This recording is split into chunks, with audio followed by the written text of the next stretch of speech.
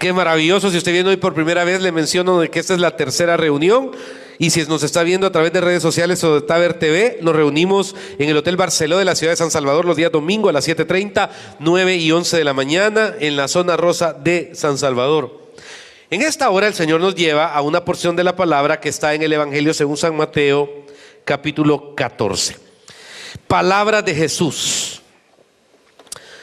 Leemos el versículo 13 en el nombre del Padre, del Hijo y el Espíritu Santo. Oyéndolo Jesús, dice, se apartó de allí en una barca a un lugar desierto y apartado, y cuando la gente lo oyó, le siguió a pie desde las ciudades. Padre, háblenos en esta mañana, enséñenos lo que tiene para nosotros. Nos sometemos al Espíritu Santo para que usted dirija esta enseñanza, Señor, en tu nombre. Amén y amén. Hay un dilema entre las corrientes doctrinales de las iglesias. Hay una corriente que tiene algún fundamento en el día a día, que uno no puede dar lo que no tiene. He escuchado personas que me dicen, mire pastor, yo me siento seco, vacío, desanimado, y entonces me voy a tomar un tiempo porque siento que no estoy dando nada. Pudiera tener varias lógicas, pero le he encontrado varias aristas a eso. Con los meses o con los años, no, con los días o con las semanas, me he dado cuenta de que muchas veces esa posición es una posición moral. ¿Por qué? Porque el individuo está, lo digo con respeto, en alguna de sus movidas, no todos los casos, está en una situación moral complicada, entonces sabe que no está bien. Y entonces toma una determinación que es apartarse. ¿Por qué? Porque no está bien. Pero claro, da pena decir, mire pastor, fíjese que estoy en fornicación. Entonces como estoy en fornicación me voy a apartar del ministerio tal porque no está bien. Entonces comenzamos a adornar la situación como una manera de establecer el mismo argumento, el mismo fin, pero con distinto argumento. Ok. El punto es, hermano, de que dentro también de esta corriente existe esa posición de decir pues la verdad que tengo que llenarme de la presencia del Señor para dar, porque si estoy vacío entonces no tengo que dar, y le damos a dar el espacio a que sí, es verdad muchas veces eso. ¿Cuántas veces en lo personal nos hemos sentido no desanimados, porque esa palabra no va, pero nos hemos sentido como sin las ganas, sin las fuerzas, y entonces decimos necesito llenarme de la presencia de Dios para dar? Sin embargo, lamento por quienes piensan de esa manera, de manera absoluta, porque la Biblia nos enseña de que hermano, en Él se renuevan nuestras fuerzas. 1, 2, ¿cuántas veces veo hombres y mujeres en la palabra de Dios que aún no teniendo fuerzas del Espíritu Santo las sacan para poder hacer en bendición a otros? He visto personas con padecimientos de salud orando por enfermos y los enfermos sanan, pero ellos siguen con un padecimiento. He visto literalmente, hermano, personas con una unción de bendición y de prosperidad que oran por personas que están en padecimientos de materiales y hay una liberalidad financiera gigantesca, pero la persona que ora como que no fluye algo. He visto personas que están en tribulación, que desatan una palabra de libertad sobre otros y ellos permanecen en ese proceso, pero la palabra rompe cualquier muro. Entonces, en la observancia, no sé si la palabra existe en el castellano, pero o en la observación, para que suene más culto, ¿ok? En la observación de las cosas me he limitado a entender cuando el apóstol recibió esa palabra del Señor que le dijo, bástate mi gracia. ¿Qué tiene que ver esto con esto? Fíjese que Jesús dice, hoy sí entra en el materia, oyéndolo Jesús dice, se apartó de ahí en una barca a un lugar desierto y apartado, y cuando la gente le oyó, le siguió a pie desde las ciudades. Ok. ¿Qué oyó Jesús? Oyó Jesús que su primo Juan el Bautista lo acababan de matar. Si usted recorre los versículos anteriores al que acaba de leer, le acaban de llevar la noticia, hey, Juan el Bautista lo mataron.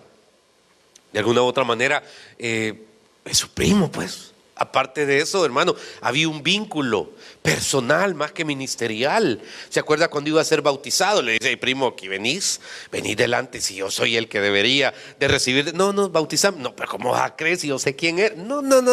Y se da el bautismo maravilloso y toda esa relación familiar, etcétera, termina. Ahora, ¿cómo se siente Jesús con la noticia? Mal. Jesús decide en un momento decir, no, tengo que digerirla, tengo que pensarlo, tengo que apartarme un poquito. Pero a donde quiero sustentar que hay veces, hermano, no nos da mucho pensamiento esto, es porque en la mecánica del mundo necesito llenarme para dar, ¿correcto? Pongan atención a eso, en la mecánica del mundo necesito llenarme para dar. Pero en la mecánica de la palabra me enseña que dando es como recibo. Espérenme, ¿cómo es eso? O sea, aquí no es dando, allá afuera es recibo para dar, ¿correcto?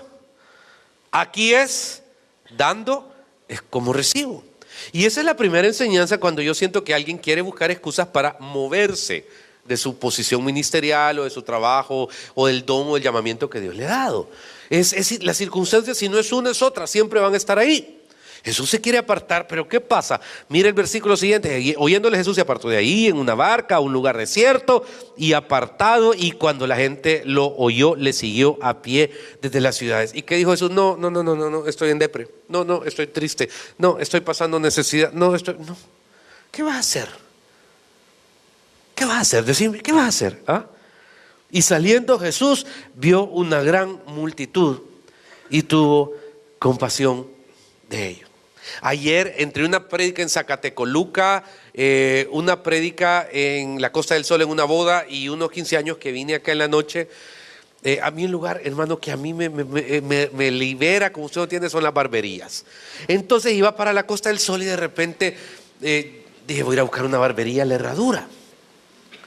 Y ahí preguntando, mire, ¿hay alguna barbería? Porque sí, ahí está me dijo la del gordo apestoso, me dijo una persona, fue la palabra con la que se definió. Y no iba yo a andar preguntando con ese término. Pero mire, el de un muchacho que está por ahí, y al final llegué, y en efecto, el apodo, hermano, le hacía honor al muchacho. Pero, sí, pero ahí estaba en la barbería en la Herradura, ¿verdad? Entre una actividad y la otra. Y de repente, en medio de la discusión, vi que hubo un pleito familiar entre dos personas que estaban esperando que al niño le cortaran. Cualquiera diría, ay no, si ando aquí en la Herradura para que me corten el pelo, yo me hago el loco. Aquí no soy ni pastor, ni hermano en Cristo, ni nada. Yo me rasuro, pago el 1.25 y de ahí me voy. ¿Y qué problema tengo? Sin embargo, hermano, el llamamiento. Dije, ¿para qué me trajiste a buscar una barbería a la Herradura para esto? Entonces me eché el rollo y al final, entre quiero una bolsa de agua, comenzamos a tratar de ayudar. Este es mi punto. Podés estar agotado, cansado, desanimado, en bajón, en caída libre si querés, pero el ungido sos vos, papá. Hermana, la ungida es usted. Y su don está aquí, iglesia. Ok. Y el primer punto de toda esta reflexión en las palabras es que Jesús nos modela con el ejemplo. Sí, pero es que su primo murió de una manera cruel, ingrata, injusta. Sí, pero es el llamado. Y dando es como se recibe. Entonces dice el texto en el versículo 14 que saliendo Jesús pues vio la gran multitud, tuvo compasión de ellos, sanó a los que de ellos estaban enfermos, y cuando anochecía se acercaron a él sus discípulos. Ok, el ministerio es el ministerio, estamos claros. Con esto no digo, no hay que saber dedicarle tiempo a lo que uno tiene que dedicarle tiempo, porque creo que la integralidad en el creyente es bien importante. Y aquí es donde, ya he explicado esto en algunas ocasiones cuando he predicado el tema, identificamos al primer grupo de personas que conglomeran una organización cristiana o un espectro cristiano, las multitudes. La multitud es el individuo que anda buscando respuestas. La multitud es una persona que probablemente no tiene ningún compromiso, ni lo quiere, pero no entiende lo sobrenatural. ¿Por qué? Porque tengo una emergencia. Mi emergencia son en este día, pastor, $1,700. Un ejemplo, ok. Entonces, ¿y por qué? Porque eso es la cuota de la casa y ya voy a caer en mora de 60 días. Ok, entonces, ¿qué hago? Voy a ir a orar, voy a ayunar. ¿Por qué? Porque quiero una provisión milagrosa. Porque quedan en stand-by que estoy esperando que me lo paguen y no me lo pagan, y ahí hice 10,000 llamadas y no me caen, y entonces estoy esperando un milagro. Estoy desesperado. Ok. Tengo que ir a un examen médico y depende de ese examen lo que sigue. Entonces yo estoy tan afanado que entonces soy multitud y entonces voy a echarme a ir a los cultos de oración, voy a hacer vigilia, voy a hacer ayuno, porque necesito cierta respuesta sobre mi vida. Hermano, ¿eso es malo? No, pero es no entender lo espiritual. O sea, lo que recibimos es la oportunidad de recibir algo. Y este es un grupo interesante, creo yo, que es un alto porcentaje de personas, y es donde el Espíritu Santo creo que da lo más chiquito, lo más pequeño. Y es una cosa lamentable que nos quedemos en la multitud, porque es cierto, recibimos una respuesta, pero no tenemos la capacidad de soñar, no tenemos la capacidad de ver el mundo espiritual, mucho menos. Todo lo materializamos, nos movemos en esto. Y le voy a dar un ejemplo: si usted es padre, abuelo o tío, usted tiene que tener muy claro si en este punto está usted, porque puede cometer el error de enseñarles a sus seres de influencia que eso es todo en el cristianismo. ¿Cómo así, pastor? Si usted no le enseña a sus hijos en lo sobrenatural, ellos no lo van a entender. ¿Por qué? Porque absolutamente todo lo que ven es que usted como creyente tiene tope. Con eso no digo que usted es perfecto, ya voy a llegar ahí, pero el tope. Entonces, ¿qué pasa? Sus hijos se limitan a esto. Sus hijos pueden cuestionar lo que usted cuestiona. Me explico. Y de repente es como, ¿qué hice mal como papá? ¿Qué hice mal como mamá? Que aunque lo llevaste a la iglesia y los encaminaste en la escuela dominical y aprendieron a cantar, Juan vio el número de los redimidos y todos alababan al Señor y fueron parte de un ministerio y todo, a la hora de lo sobrenatural, como tú nunca entraste, ellos no aprendieron cómo entrar. Y aquí es vital que usted, por favor, me deje este puntito en hold. Lo vamos a tocar después, porque la multitud no entiende. Le voy a dar un ejemplo. De repente le dije a alguien, mire, y vamos a ir a Israel. La respuesta fue, ay pastor, no creo. ¿Pero por qué no cree? Y me dan argumentos, hermano, de tiempo, me dan argumentos de dinero, obviamente, que puede parecer ilógico, me dan argumentos de un montón de cosas. Y aún personas que tienen autonomía de tiempo y cierto nivel de recursos se ponen trabas mentales. ¿En qué sentido? Porque siempre hay una razón para no hacer algo. El mundo espiritual, hermano, es aprender que la matemática no está establecida para caminar en las cosas de Dios. Porque si yo me pongo a hacer matemática, la multitud la hace. Estoy bien claro. Pero no puede romper más allá. Y podemos cometer el error de considerarnos discípulos. El discípulo es otro grupo. La multitud va, recibe su milagro, lo tiene, lo digiere, lo come, lo disfruta, pero se queda con eso hasta que tiene otra necesidad y va y busca dónde está Jesús. Hoy puede ser en un lugar, mañana en otro, pasado mañana en otro, pero no tiene vivencia de fe. El segundo grupo se vuelve el grupo de los discípulos. En primer lugar, separemos multitudes un montón, discípulos eran 12. Hubo uno que a mí me pareció que hubiera sido un discípulo espectacular, no la olió, que era el joven rico. Cuando Jesús le dijo, cuando le pregunta al muchacho, hey, mira, ¿y qué debo hacer para ser su discípulo? Y le dice, anda, vende todo lo que tienes, dáselo a los pobres y entonces serás mi discípulo. Este muchacho lo cuantificó, ahora me entiende, cómo salir de multitud a ser discípulo. Lo cuantificó y la crisis fue agudísima, porque al cuantificarlo, dijo, no vale la pena. Estoy seguro que si el muchacho le dice a Jesús, ¿a quién le endoso el cheque? Estoy seguro que Jesús, igual que hizo con Abraham, cuando le dijo, quiero que me entregues y sacrifiques a tu hijo, y lo digo con mucho respeto y cuidado, casi cínicamente, a tu único hijo, porque así le dice. Entonces Abraham, en obediencia, dice que avanzó, llegó al monte, dejó a las personas que iban con él a medio camino, le preguntó el niño, ¿dónde está el sacrificio? O sea que ya ellos tenían una constante de ver sacrificios, y la respuesta de Abraham era, Jehová proveerá el sacrificio. Y dice que en el momento, por obediencia, donde iba a sacrificar a su hijo, un ángel le detuvo y había ahí un corderito y entonces estableció el sacrificio. Así hubiera sido con este muchacho, porque a Dios no le interesan las cosas, le interesa el corazón de los individuos. Y sigo creyendo que la multitud tiene un montón de traumas, miedos, etcétera. ¿Y cuántos discípulos se visten de multitud? Me pregunto yo. ¿Cuántos discípulos se visten de multitud? ¿Por qué? Porque no entienden que son discípulos. Es que yo no tengo la preparación, es que yo soy pecadora, pastor, me dijo una persona. Que no, las 12 joyitas que el Señor escogió, hermano, llenos de temores, llenos de incertidumbres, mañosos, pícaros, impulsivos, con traumas emocionales y medio depresivos algunos, pero como Dios no anda buscando lo perfecto, porque si fuera un currículum, estos 12 quedan al final de la fila. Dios los escogió por un propósito. Aquí es donde quiero hacer énfasis en el segundo punto. A mí me duele cuando un creyente no se siente escogido. No se siente. ¿Por qué? Porque no hay nada mejor que sentirte privilegiadamente escogido por Dios para misiones específicas. Ahora, ¿por qué se da la crisis? Ya lo he dicho. ¿Cómo evalúa? ¿Qué tiene que ser alguien para ser su discípulo? ¿Qué tiene que ser un discípulo?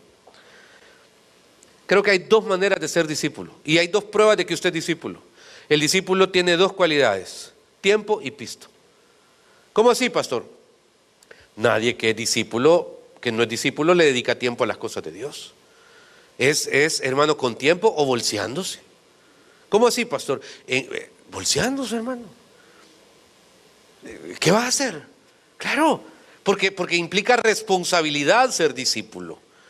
La responsabilidad es importante, hermano. El tiempo.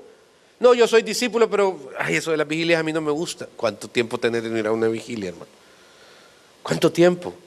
Tiempo para decir al mediodía en alguna carga, miren, vamos a orar, estar modelando alrededor de la gente, declarando espiritualmente cosas. El Espíritu Santo te escogió para ser discípulo. Y cuando yo digo que dos cualidades que yo siempre respeto en los discípulos es que son los primeros en dedicar tiempo, hermano, o en pagar la cuenta. En cualquier cosa, el ministerio requiere responsabilidades. La vida entera requiere responsabilidades. Y no puedes estar al margen de esa. ¿Cómo así, pastor? Mire, le voy a dar un ejemplo con la Biblia. ¿Se acuerda usted de ¿cómo se llama? El buen samaritano. ¿Estamos? ¿Está aquí, iglesia? Ok. Dice que pasó un sacerdote primero. Eso dice el texto. Y cuando pasó el sacerdote, dice que vio a un personaje de Samaria que le habían asaltado y que estaba tirado a la orilla del camino. Fíjate el choque mental. Conoces la palabra, aparentemente tenés ciertas lecturas, pero lo único que haces es compadecerte. Y te compadeces, y al compadecerte dices, ay, pobrecito, pero no tengo tiempo, ni mucho menos voy a invertir en él, porque es caso perdido. No vale la pena. Entonces paso recto porque los hermanos de la Quemuel me están esperando y tengo que llegar temprano. Luego dice que pasó un levita. Ok, el levita de repente entra en la misma disyuntiva. Aparentemente es conocedor de la palabra de Dios. Aparentemente es un hombre que la sociedad entera respeta, porque es levita, pues. Si aquí apareciera un levita, hoy que anda el judaísmo así por todos lados, bien bonito, nosotros hemos aprendido a amar a Israel y si aparece un levita, creo que todos le guardaríamos el respeto y nos sentaríamos a aprender de él. Pero dice que en la misma manera no tuvo compasión. ¿Por qué? Porque está urgido. Pero luego apareció un samaritano. ¿Quién es un samaritano? Les recuerdo que samaritanos y judíos no se llevan. Desde que en una de los exilios se destruyó el templo, de buena intención los samaritanos, que son judíos, pero no lo son, hermano, para los judíos, decidieron de buena voluntad construir el templo en Samaria. Eso generó tal crisis, tal conflicto religioso, ideológico, que hasta este día los samaritanos y los judíos no se llevan. Ser samaritano es ser judío de cuarta. Y entonces ese conflicto fue tan grande que cualquiera diría, pues un samaritano que vea a un judío tirado diga, por mí que se lo coman las hormigas. Pero dice que el samaritano se detuvo. ¿Qué es eso? Tiempo. ¿Ok? Lo vio, tuvo misericordia y compasión. Eso todos lo podemos tener.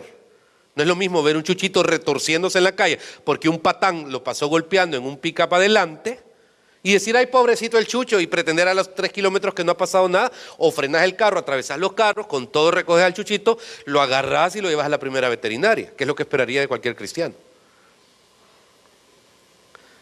Y entonces dice que venda sus heridas. Ahí les dejo un misterio a los que andan siempre, y yo creo mucho en la medicina natural, pero dice que venda sus heridas y dice que las cubre con dos cosas. ¿Usted se acuerda qué fueron? Dice que fueron aceite y vino. Eso ya es pisto. ¿Ok? Porque uno el vino lo ve y se les hace agua, pero echarlo en unas heridas no va. Y dice que después de eso lo lleva a una ¿cómo se llama? A una pensión. Y dice que paga y le dice a la persona, mira, yo soy un hombre ocupado, tengo que ir a una misión o lo que fuera, te dejo el dinero para que lo cuides. Y cuando venga, si algo más se ha gastado, yo te lo voy a dar. Ahora me entiende, cuando yo hablo de tiempo y de dinero, son dos cosas importantísimas. Porque eso demuestra despojo, iglesia. Eso demuestra que es más importante el Señor. Le doy otro ejemplo. Las mujeres que financiaban el ministerio de Jesús. Dice que eran Juana, mujer de Chuza, intendente de Herodes, Susana, María y María. Tres años. ¿Cuántos hombres eran? 13, ¿verdad? Imagínense solo lo que es, hermano, la comida. 13 bocas de alimentar al día son ¿qué? 39 platos de comida al día. Por 10, 339. Por 3 son 1000. ¿Ok?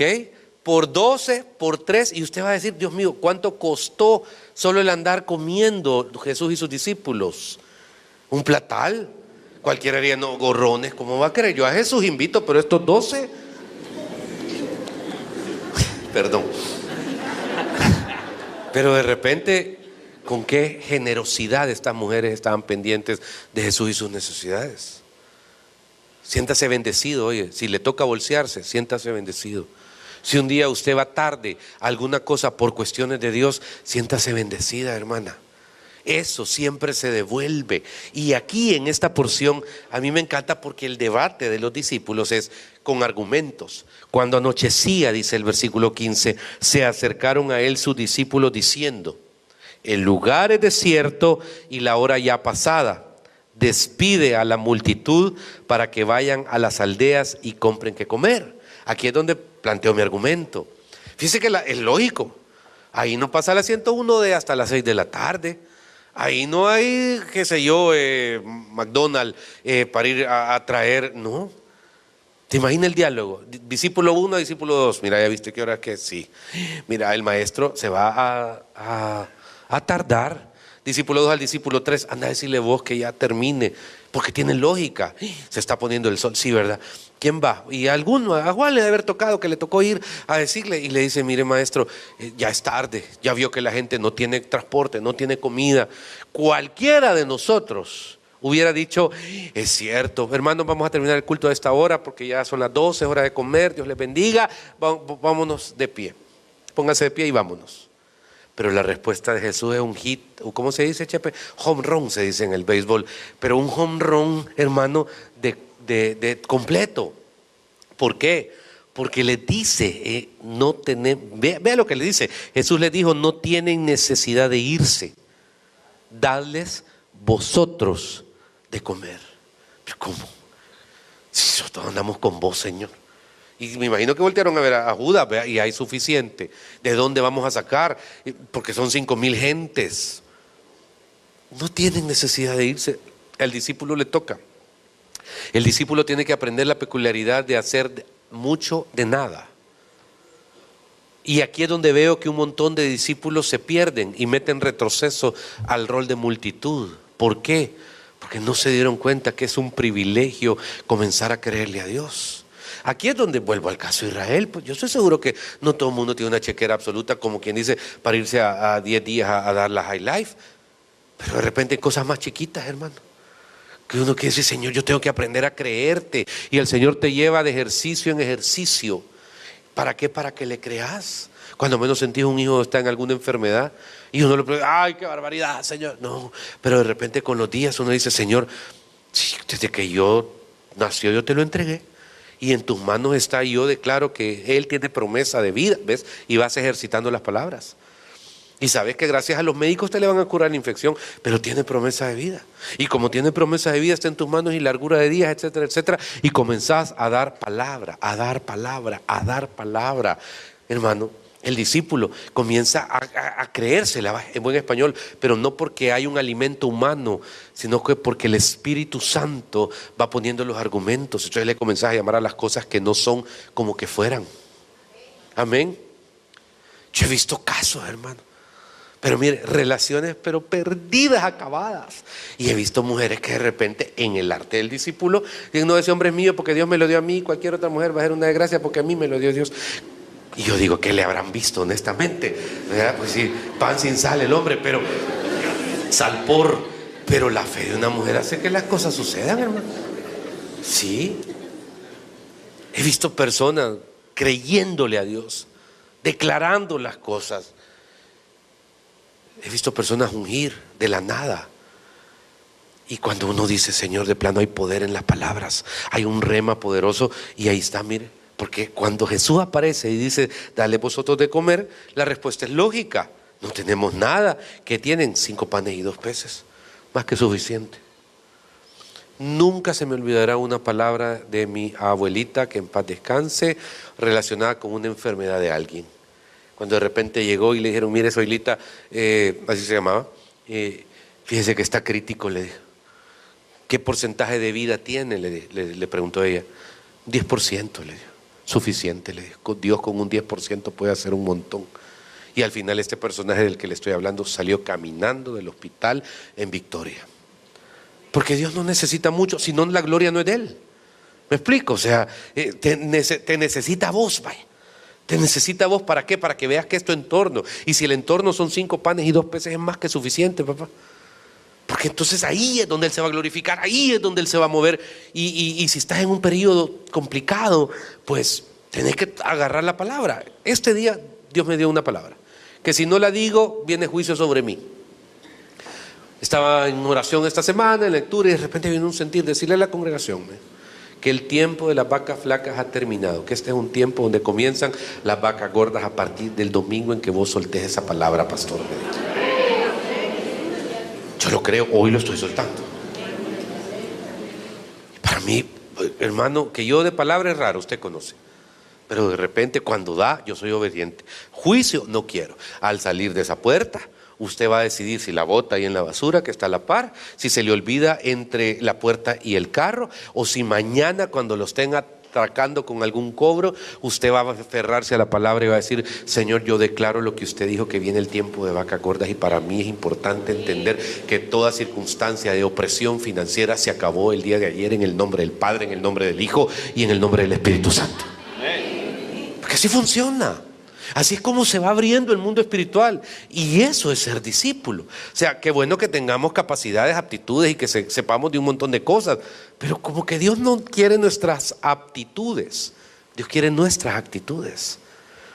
Porque en esas, hermano, es donde podemos ir ilimitadamente. ¿Qué hay ahí? 5 panes y 2 peces. Ok, chivo, hay 5 panes y 2 peces, tráemelos acá. Los hacen reposar, los ponen en el lugar para que puedan establecer un tipo de bendición. Y al final, como dice el versículo, mire, comieron todos, versículo 19, entonces mandó a la gente recostarse en la hierba, tomando los 5 panes y los 2 peces, levantando los ojos al cielo, bendijo, partió y dio los panes a los discípulos y los discípulos a la multitud, y comieron todos y se sacieron y recogieron de lo que sobró de los pedazos 12 cestas llenas. Fíjense que el Señor insiste en este texto. ¿Por qué? Porque esas 12 cestas llenas representan la provisión para los discípulos. ¿Pueden ser sobras? No, es bendición. Es el hecho de decir, Señor, por servirte yo voy a tener recompensa. Y nosotros tenemos que aprender a ver la bendición como tal. Esos señores dueños de los centros comerciales, ellos no conocen qué es bendición. Para ellos es un instrumento de cambio. O sea, tengo un edificio, tengo 10 edificios, tengo estos centros comerciales. ¿Me entiende? Ellos no entienden bendición, no la visualizan. Pero a usted le dan 10 pesos y para usted es una bendición. ¿Me entiende? Y no espere ser como ellos ni que ellos sean como usted. Son dos cosas bien diferentes. Pero ¿puedo yo ser como ellos en prosperidad? A saber, yo ahí no me meto en lo que Dios tiene para cada uno. Pero uno tiene que interpretar la bendición como lo que es. Y aquí es donde viene el punto. ¿Qué quiero ser? ¿Ser magnate o ser discípulo? ¿Qué quiero? Porque, por favor, siénteme posición. Porque ser discípulo no significa solo andar escarbando. Ser discípulo también significa tener bendición, hermano, tener protección, tener abundancia, tener salud, tener paz, aunque también puede tener tribulaciones. Pero creo que ahí es donde se ha quebrantado la sensación maravillosa de que pase lo que pase, hayan vientos de alegría, hayan vientos de tristeza, hayan vientos que no entiendo qué está pasando. La posición de mantenerme en Cristo Jesús es algo importantísimo. Si permanecéis en mí, dice la palabra, y mis palabras permanecen en vosotros, pedid lo que queráis y eso será hecho. Pero permanecer en Él. Entonces, lo veo como bendición, lo disfruto. 12 cestas llenas, las sobras. No, hombre, si yo vi la señora que estaba tirando ese pan. No, disfrútelas. ¿Por qué? Porque Dios es la porción que les da a ellos. Este es el segundo grupo de personas. El tercero es un grupo que tiene que aprender a moverse en lo sobrenatural. Capítulo número 22. Enseguida Jesús hizo a sus discípulos entrar en la barca e ir delante de él a la otra ribera, entre tanto que él despedía a la multitud. Despedida a la multitud, subió al monte a orar aparte, y cuando llegó la noche estaba ahí solo. Fíjese que un día vamos a hacer un mensaje sobre las actitudes de Jesús, las acciones de Jesús. Creo que uno debe ser, hermano, sabio en la derrota y humilde en la victoria. En todas las áreas de la vida es una cualidad: sabio en la derrota y humilde en la victoria. Y de repente, qué victoria más grande, pues.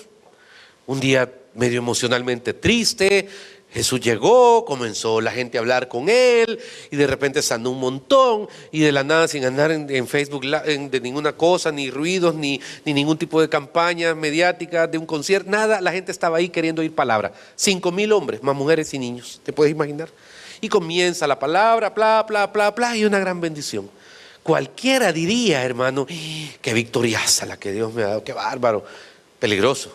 Pero ¿sabe qué hace? Vea lo que hace después del gran momento de alegría, hermano: ir a orar. Piense en las victorias que usted celebraría. Celebre la victoria, por supuesto, pero nunca deje de reconocer en ese tiempo la grandeza de Dios. Tómese un minuto, aunque, no sé, me pasó en una boda. Mire, en las bodas es complicado porque creo que lo menos importante es el pastor o el cura. Es más importante el vestido, el pastel, la fiesta, el glamour, el wiri wiri, el carnavalito, el carnavalote, el bar quizás es más importante que el pastor, el bar de dulce. Con eso le digo todo. El candy bar, que está tan de moda. El sushi bar, candy bar. ¿Y cuál es el otro? No me acuerdo. No sé qué de chocolate. Pero a uno lo relegan. Pero me pasó en una boda que a mí me dejó perplejo. Aunque lo más importante es el vestido de la novia, claro que sí. El novio también es de decoración, sí, eso es llavero, hermano, no se engañe. Pero después de la boda, y tarán, tarán, y tarán, tarán, algo que yo nunca había visto después que salen, es que viene la muchacha y me dice: pastor, venga. Entonces, y de repente, espéreme, me dijo, en privado, no para la cámara, no para nada, llamó a su papá y me llamó a mí. Y como digo, el novio llavero quedó ahí parado porque obviamente sirve para la foto nada más, ¿verdad? Y después para pagar, nada más, hermano. Prepare la tarjeta.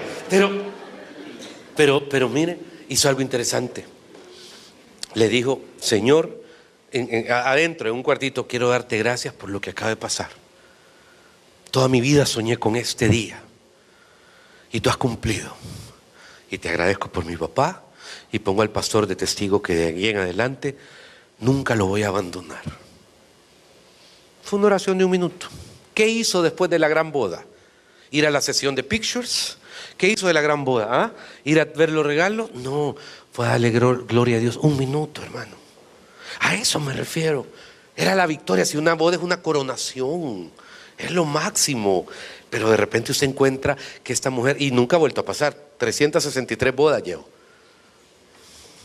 Nunca ha vuelto a pasar, al menos delante de mí. Pero qué poderoso es darle gracias a Dios. Esto es un modelo que Jesús nos da. Dice que se fue aparte a orar. ¿Por qué? Porque necesitaba glorificar a Dios, lo que fuera. Punto número 4. Yo no lo hago, yo salgo de aquí al tercer culto buscando el McDonald's, hermano. Y para mí es una gran lección.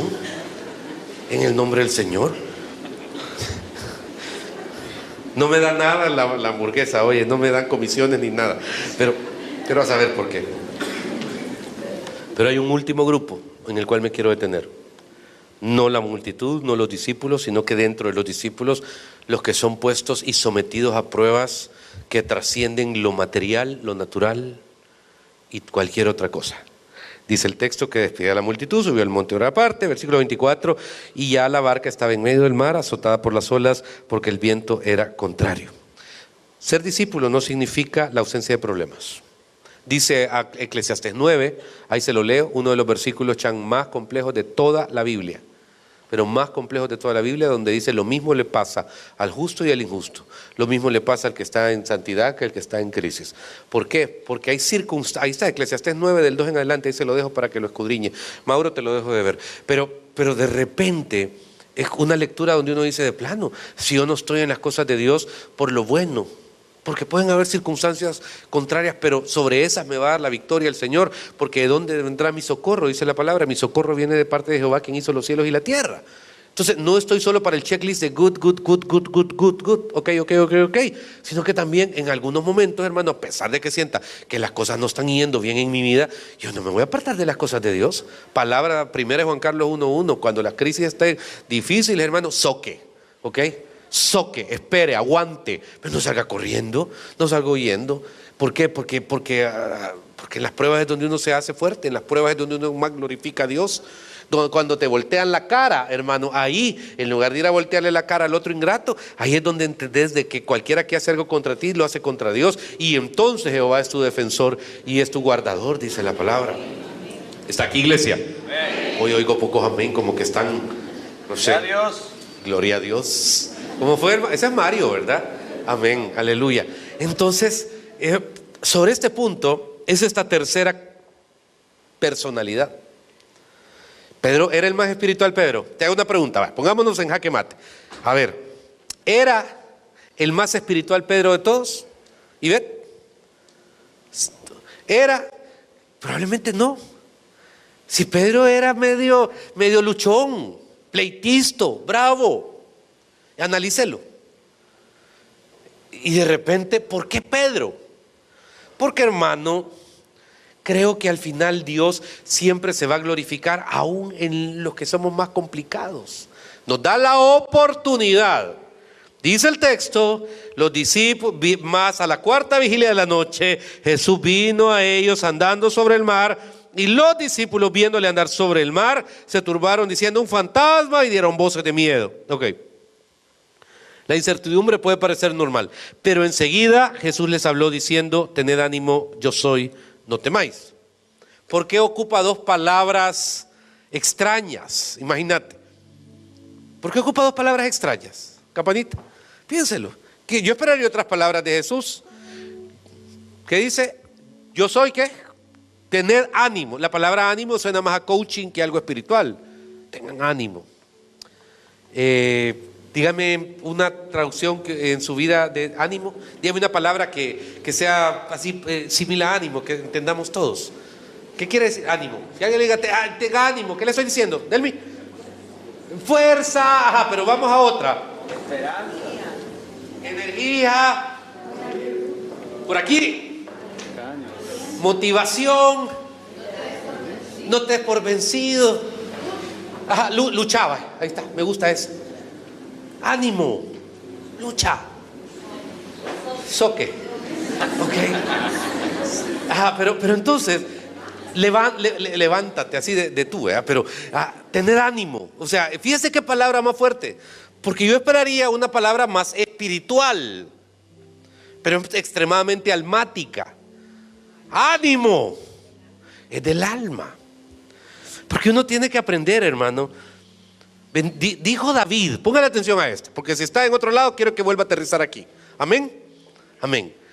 Dijo David, bendice, oh alma mía, a Jehová, y no olvides ninguno de sus beneficios. Hoy lo cantamos y aparecen las hermanas del ministerio de danza diciendo bendice alma mía a Jehová y no olvides, pero realmente no es teatral. Casi es David sacando su alma diciéndole, alma, o bendecís a Dios o bendecís a Dios. Y por si estás toda aguada, toda débil, que te querés ir al mundo, que te querés apartar porque nadie te quiere, porque nadie te ama, no olvides ninguno de sus beneficios. Casi le está torciendo el brazo al alma. Bendice, oh alma mía, Jehová, y no olvides ninguno. Por si estás pensando darte a la fuga, alma, no olvides los beneficios que Dios nos ha dado. ¿Okay? Si veníamos de allá de cuidar cabras y ovejitas, papá, y hoy soy rey de Israel, eso le está diciendo. Es cierto que está terrible, es cierto que aquí asustan, pero soy el rey de Israel. Es cierto que de plano cualquiera, aunque quisiera volver a cuidar ovejitas allá donde nadie lo conoce, no haga a Dios mentiroso.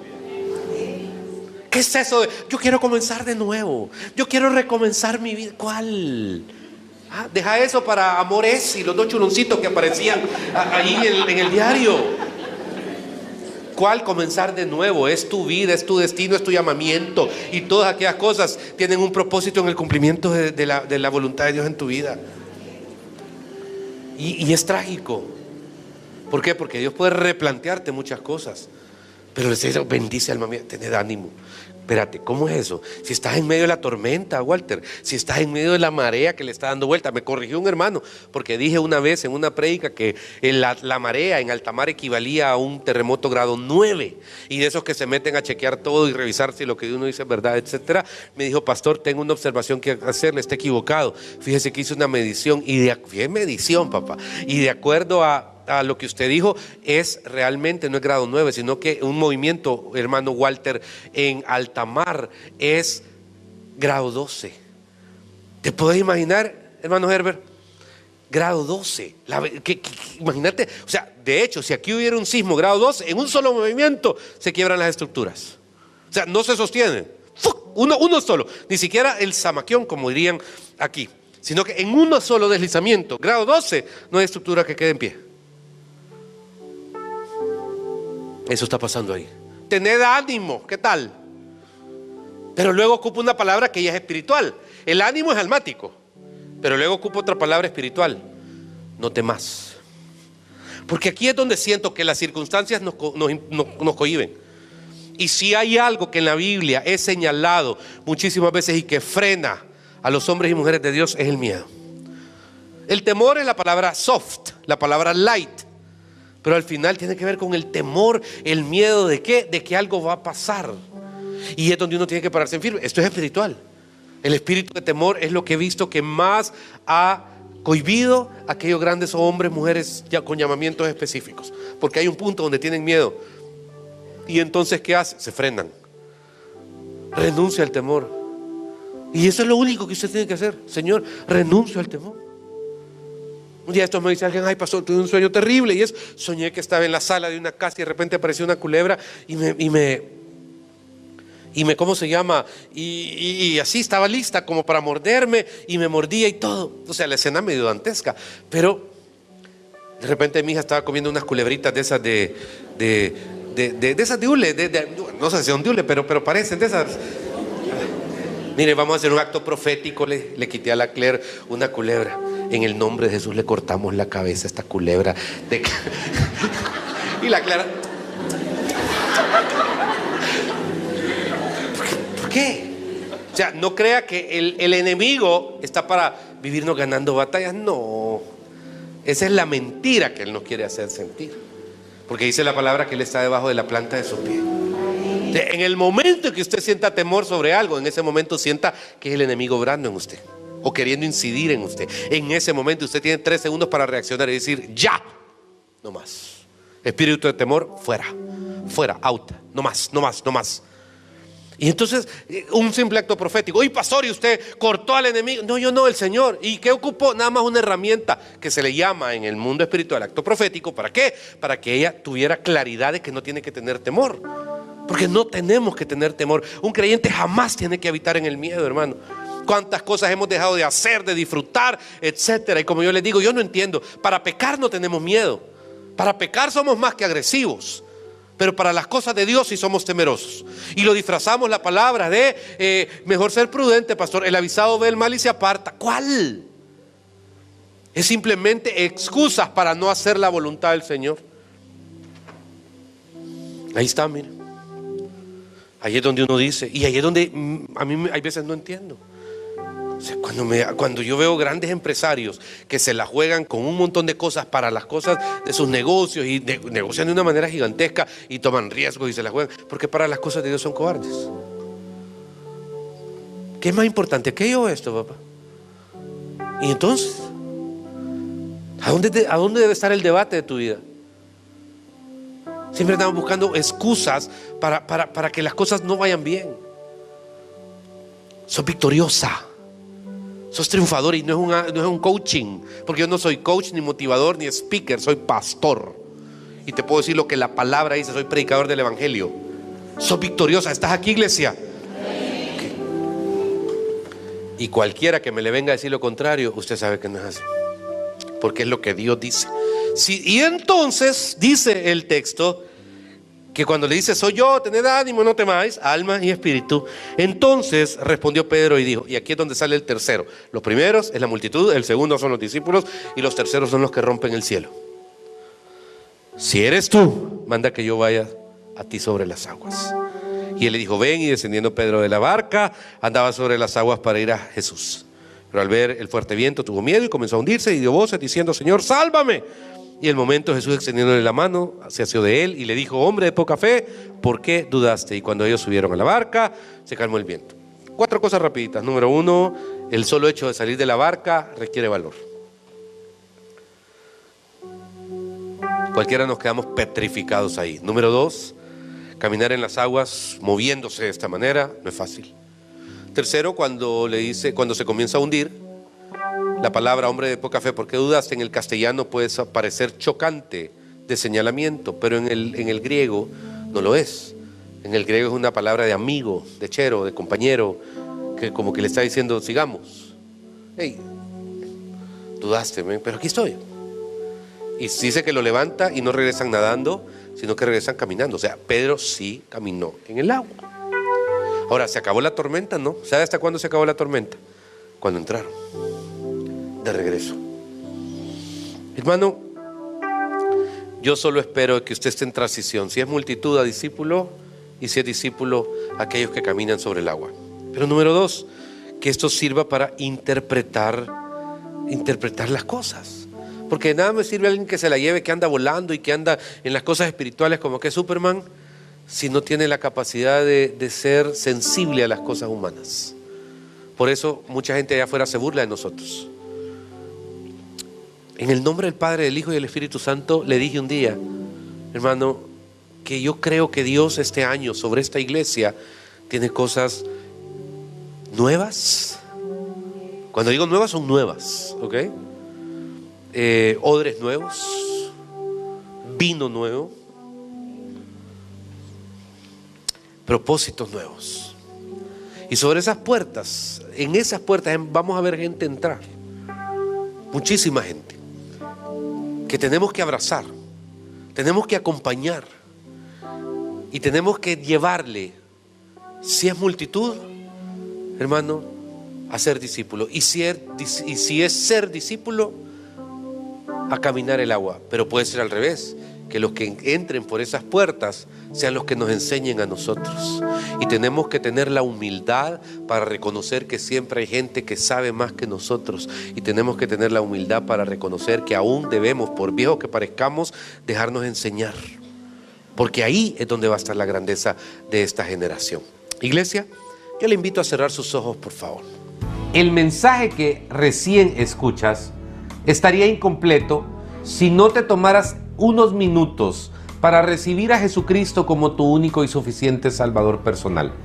Es la decisión más importante que un ser humano puede hacer.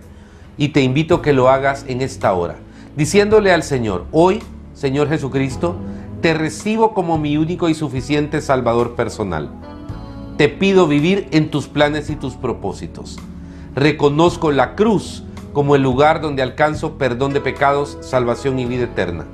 Y te pido vivir conforme a tus planes y tus propósitos. En Jesucristo mi Señor. Amén. Es un tiempo hermoso. Y si quieres conocer más del Señor, te invito a que te acerques a nuestra iglesia. Nos reunimos en el Hotel Barceló de la ciudad de San Salvador los días domingo a las 7:30, 9 y 11 a.m. Sería un honor saludarte personalmente. Reúnete, acércate, conócenos y compartamos juntos lo que Dios ha hecho en nuestras vidas. Que Dios te bendiga.